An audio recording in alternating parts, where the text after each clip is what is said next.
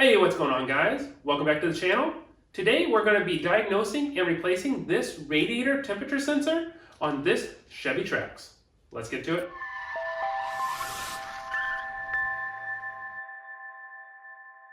So this is a 2015 Chevy Trax, and we've had this vehicle for about 5 years now, and it's been pretty reliable overall. But just recently, I've noticed that the cooling fans have been running, even when the vehicle's cold or when we first started up. And it's really strange because cooling fans are supposed to only run whenever the engine's getting pretty hot, and it's detecting the temperature of the coolant getting a little bit higher than normal. So that told me that something's wrong, and then all of a sudden the check engine light came on. So what we're going to be doing today is hopping into the car, turning it on, bouncing around some of the sensors and seeing what is going on. I've already done that a little bit, and I've diagnosed that it is down to the radiator temperature sensor, but I'm going to show you on our All-Tel of how I was able to tell that, and also the code that pops up when this situation happens. I do have the part already for replacing that temperature sensor in the radiator. If you did not know, there are actually two temperature sensors in these cars nowadays. So there's one in the radiator and there's one in the engine block. And they kind of tell the difference between the two. And if the difference gets too wide or out of range or anything like that, it starts to throw a code, and then you're going to have a check engine light on. But first thing we're going to do, like I said, we're going to hop in the vehicle. I don't think we even need to start it. Should be able to tell the issue right away. Hop in the vehicle, plug in the All-Tel, and then take a look at those sensors on the live data, and we'll be able to tell that that is the problem with this sensor. So let's get to it. All right, so we are currently inside the vehicle now. We got our All-Tel hooked up, got the cable connected to the OBD2 sensor or port, and we're gonna go ahead and take a look, see what the issue is. As you can see here, we do have a check engine light on. I know the vehicle is not in the on position or running position, so that check engine light may stay on, may not stay on, but we do have a code in here that I can prove to you. So we're gonna go in the diagnostics. And by the way, this All-Tel, I'll have the link down in the description if you guys want to take a look and see about buying this as well. Also, I'm gonna have the link to the other parts that I use in this episode. If you click those links, it'll bring you right to what you need, and you can just go ahead and purchase from there. So we're gonna go to GM.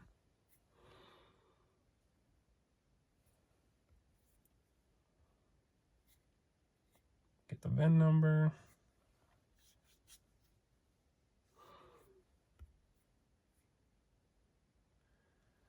I believe this is the 1.4 liter LUV, but it could be the 1.4 LUJ.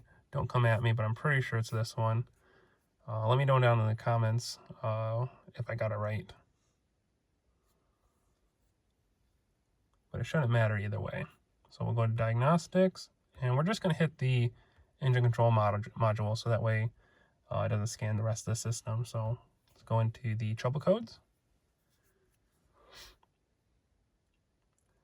And there we go. We have a radiator coolant temperature sensor, high voltage, and also the not plausible. So you can read these two codes here, the P00B4 and the P00B6. So I'll go ahead and hold here for a second so you guys can read these. We'll go ahead and back on out of this. And we're going to look at some of the live data on this.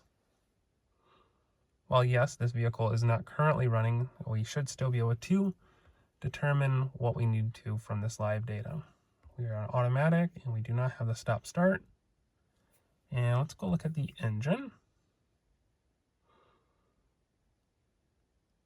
So we have an engine coolant temperature sensor here, but we're looking for the radiator one. But let's take note of this. So it's 56 degrees Celsius. So my wife did just come back from the store.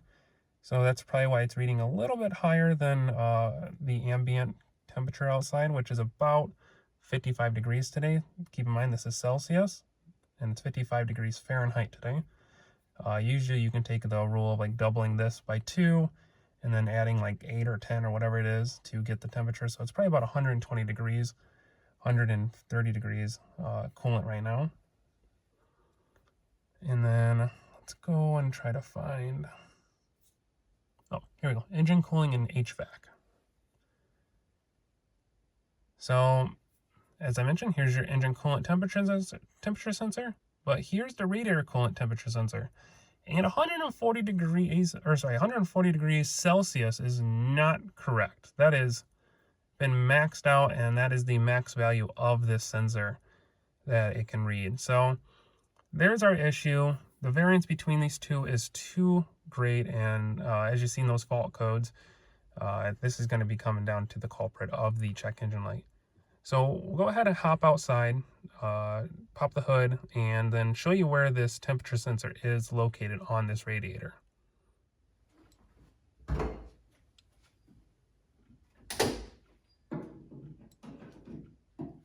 All right, now with the hood open and we're in the engine bay, the radiator is located right here under this support rail, kind of where the hood latches. It's located right below this, and the sensor is located over on the passenger side. The easiest way to get to this is by taking this air induction. It's just clipped in, so you can just pull up on it and then pull out of the air box. You're going to gain a lot of room right here by removing this. So remove this first. Once that is removed, you're going to be able to access what you need to right down here by putting your hand down in there. I'm going to show you a picture of a stock radiator of where this sensor location is. Keep in mind on this picture, this is just a blank hole, but a sensor would plug into that spot, and it kind of gives you a reference point of where it would be. So here's the picture, and then we'll go ahead and pop down here, unplug that sensor, and then hopefully take out the sensor with ease. Now, one thing I am not going to do, and it's something that you can do if you want, is that you can go ahead and remove the coolant from the system. There is a petcock down either on the passenger or driver side. You can probably gain that information from that picture of that radiator I just showed you. And you can go ahead and remove the coolant from the vehicle. What I'm going to be doing is I'm going to be removing the sensor as fast as I can. I'll have a drain pan underneath the vehicle to catch the coolant. I'm going to remove that sensor and then put the new sensor back in as fast as possible and see how much fluid I won't lose. Hopefully that's a pretty good method of doing it. But we're just going to go ahead and try that, see how it goes. If you don't like the way that I did it, you can go ahead and drain the coolant and then do it the correct way. But I'm just trying to go with a little bit faster and easier method and hopefully not make as much of a mess. So we're going to go ahead and do that now. So this is the replacement part here, AC Delco part 2134688, or it's the GM part number 555-91002. As I mentioned before, all the parts in this vehicle will be listed down in the description below. You can click those Amazon links to there. Also, you'll have the Alltel scanner as well. But this is the sensor here. As you can see, it doesn't screw in or anything like that. It's just got an O-ring. This is the tinned version, so there's two versions of this sensor out there. One goes into the block, and one goes in, or sorry, the coolant pipe, and one goes into the radiator. The one that goes in the radiator is tinned. Make sure you get the correct one for that application. So we're gonna go ahead and remove the old one and put this one in. Now I went ahead and got some extra light in here and took out the intake pipe so that way I can get a better view for you guys. By no means do you need to do that, but this is where it's at right there. Pop down a little further, and it's this sensor right there. So you can go ahead and disconnect this sensor, pushing in on it.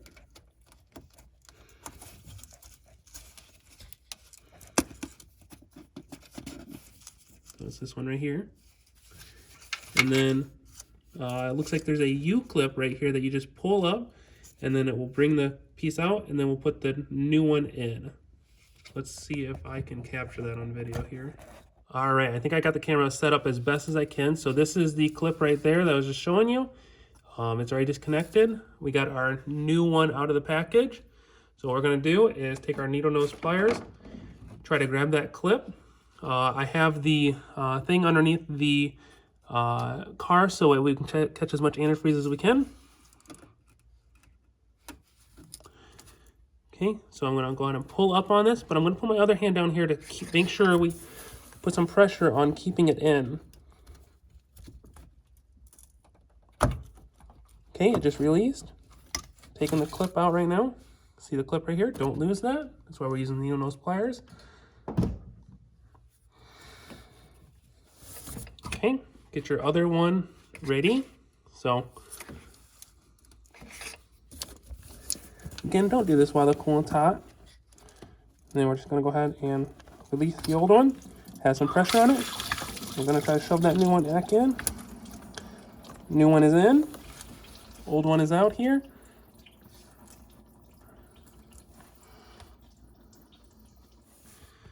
Now I did catch most of the coolant, but I did notice that I think the O-ring is still in there.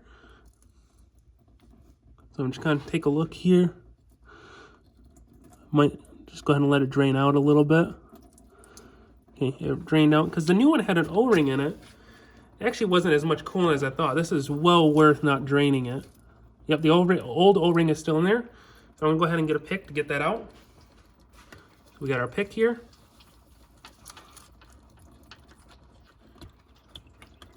All right, the old O-ring must have fell on the ground. I don't feel it anymore. Let's go in and shove our new one back in there. And on the side, I can see that it's going all the way down, so that's really nice. Go ahead and take our clip.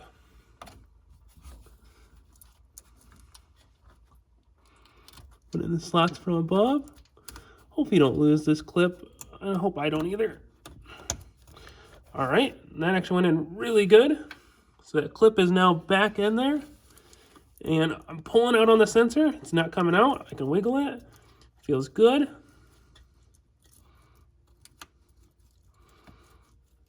Looks like that's where it lives, just like that right there. Clip sticks up just a little bit like it did from the factory. So just give it a little wiggle to make sure that clip seats where it wants to. And then now we can go ahead and plug the sensor back in. There we go.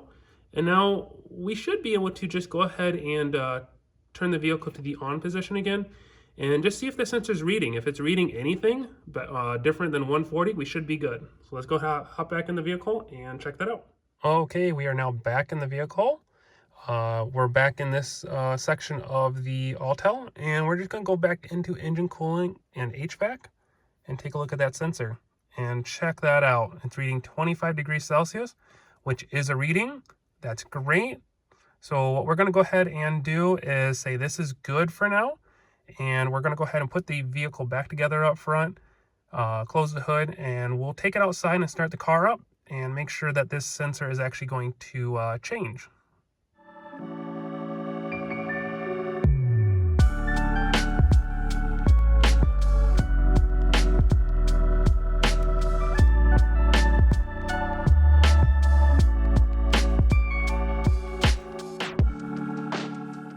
All right, we are back in the vehicle. We just cleaned everything up out there. And as you can see, this actually already changed from 25 to 24. So let's go ahead and start it up. I barely leaked any engine coolant, by the way. So if you leaked a lot, make sure to put back that engine coolant that you leaked, either from your pan or grab some more dex-cool. I have another video on my channel showing you how to fill up your antifreeze on this car if you need that help. But just go ahead and watch the sensor here for a minute. The thermostat's probably not going to open up, but we'll go ahead and let it run for a little bit and make sure that it gets up to temperature. So I'm going to go ahead and let that do that, and then we'll check back here in just a minute. All right, so the vehicle is now up to temperature there, 90 degrees Celsius is about right. And you can see here the radiator coolant temperature sensor went up just a couple degrees to 32 degrees Celsius, which is going to be just fine. So this is looking like it's going to fix it. So what we're going to do next is turn the vehicle off, and then we're going to go back and we're going to clear that code, and then I'll let my wife drive it for a couple days, and it shouldn't come back, but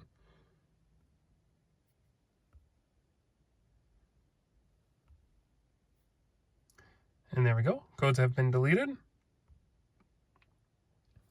Going to start the vehicle up one more time. Make sure that check engine light goes away. Check engine light is gone, and we have just the change oil light on, or indicator on, and That's it. So that's it. That's how you change the radiator coolant temperature sensor. If this video helped you, make sure to click the like button, subscribe to my channel. Also check out my other videos. I got a bunch out there on the Chevy Trax. And also check out the description below as well, so that way you can pick up your own coolant temperature sensor that goes in the radiator. Or I'll have the one that goes into the engine coolant pipe or block down there too, as well as anything else I use in this video. So until next time, thanks for watching.